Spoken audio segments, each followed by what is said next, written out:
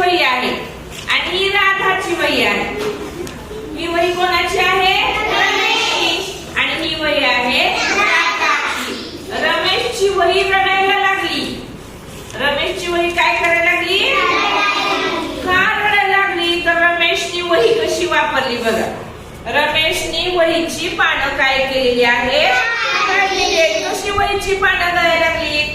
रमेश वहीचा वापर व्यवस्थित करत नाही. वहीची पानं गोळा केलीत. वहीमध्ये गिरगोटे केलेले आहे. त्यामुळं ती वही रडते आणि ती राधाच्या वहीला सांगते, अगं तुझी वही किती छान आहे. तुझी राधा तुला किती छान ठेवते. तुझ्या वहीमध्ये राधाने कुठेही गरगोटा केलेला नाही. पहिल्या पानापासून शेवटच्या पानापर्यंत राधाच्या वहीमध्ये गरगोटा केलेला नाही. राधाचे अक्षर सुंदर आहे. राधाचे अक्षर सुंदर आहे. राधाची वही शिस्तबद्ध आहे. राधाच्या लेखनामध्ये टापटीपता आहे. राधाची वही खूप छान आहे. कुठेही राधाच्या वहीमध्ये घाण नाही. राधाने वहीचे एकही पान फाडलेले नाही. राधाने वही अतिशय छान ठेवलेली आहे आणि दप्तरात ठेवताना सुद्धा राधा ती वही अशी कोंबत नाही, सरळ ठेवलेली आहे. त्यामुळे राधाच्या वहीचा पुष्ठा सुद्धा वाकडा झालेला नाही. आणि ह्या वहीचा पुष्ठा बघा. वहीचा पुष्ठा किती स्वच्छ आहे का घाण आहे? अशी अशी ती घासली का काय त्या पष्टीला, म्हणजे वहीचा वापर व्यवस्थित नाही.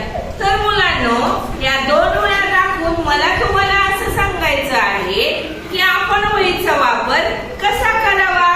राधाच्या वहीसारखा करावा की रमेशच्या वहीसारखा करावा? तुम्हाला कोणाची वही आवडली? मग आजपासून तुम्ही काय करणार? राधाच्या वहीसारखा तुमच्या वहीचा वापर करायचा आहे. वही नीट हाताळायची, पाने नीट उलगडायची. वहीमध्ये गरगोटा करायचा नाही. वहीमध्ये टापटीपता ठेवायची. अक्षर सुंदर काढायचं आहे. आणि हे आपण रमेशच्या वहीला सुद्धा सांगूया की बाई तू आता रडू नकोस. आम्ही रमेशला चांगल्या सवयी लावतो. रमेशला चांगलं अक्षर काढायला शिकवतो. रमेशला वही नीट वापरायला शिकवतो. तुझा रमेश सुद्धा तुला नीट सांभाळेल. समजली वहीची गोष्ट? आजपासून आपण सर्वांनी वहीचा वापर कसा करायचा आहे? छान करायचा आहे.